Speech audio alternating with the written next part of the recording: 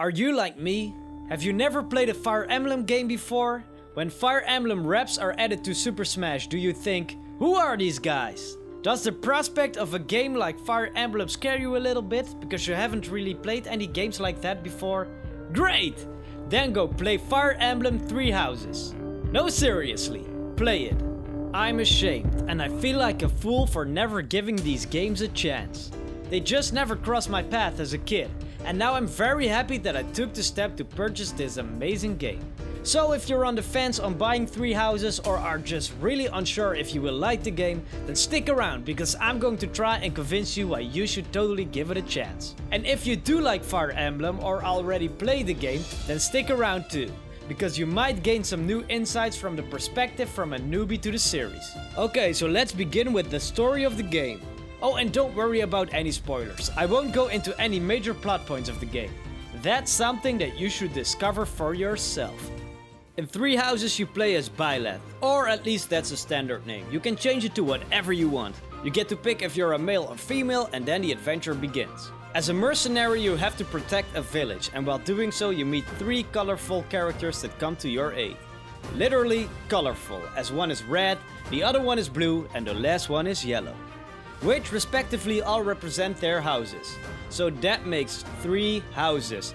Ayo, title explained, let's go! After getting acquainted with these people, you get to choose a house to represent.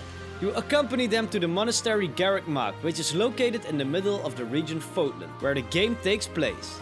The rest of the land is divided in three sections, each represented by one of the three students.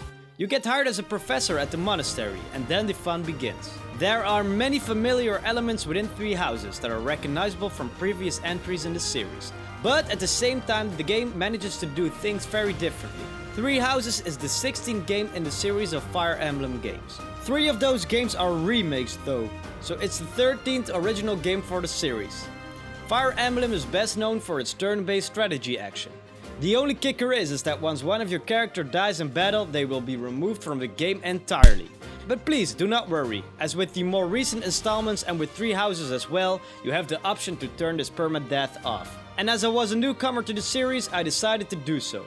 So if you're trying this series for the first time, you might want to do that as well, because there is enough pressure as it is. Also, the game has great replayability, so you can always change it for your second run. But more on that later. A classic addition to the fight mechanics from this series is the battle triangle, which means that sword beats axe, which beats lance, which beats sword. But this time around there are many other additions to the fighting styles, like dark magic, archery and light magic. So that battle triangle is removed for this particular game. But this game isn't all about fighting. Oh no.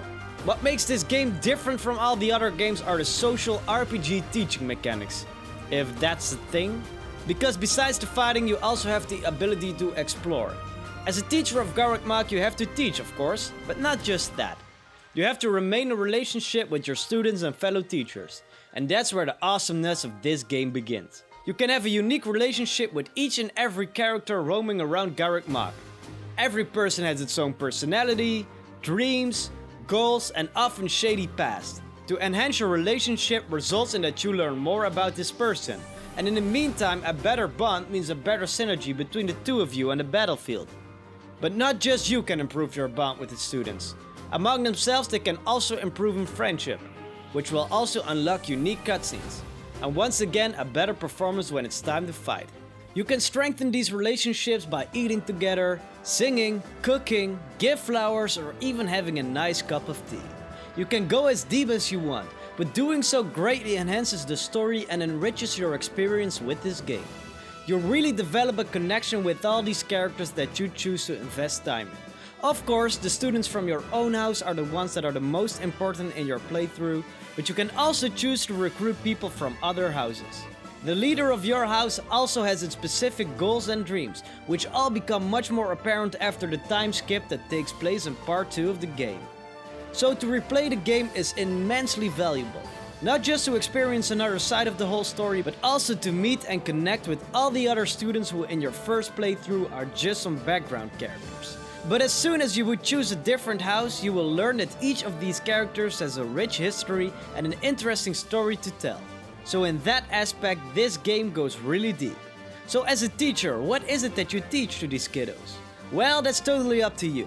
Every character already has its own preferences and develops skills upon starting the game. But you can change everything to your liking. Someone wants to be an archer but you have enough of those, simply change it to a warlock.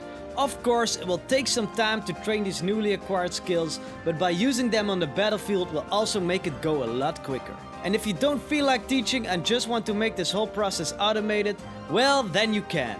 Just sit back and watch how your students develop over time. And that's why I believe that a lot of people will enjoy this game. And also why it's selling so incredibly well at the moment. There is something for everyone there. For people that like strategy games, RPGs or even sim-like elements. And the story is just top-notch as well. I explained the basic premise of the story, but expect a lot of plot twists and turns on the way. With interesting NPCs, a conflict between state and church, and difficult situations where you have to decide if you can trust someone or not. And by really creating the bond between characters, you will experience the story in a much better way. That's why it's also an amazing starting point for newcomers to the series. The story is completely unique, so you don't have to be afraid that you jumped onto the Fire Emblem train late in the franchise. Because you don't have to have any prior knowledge upon playing this game. Fotland is an entirely new region, so all the people and places are fresh.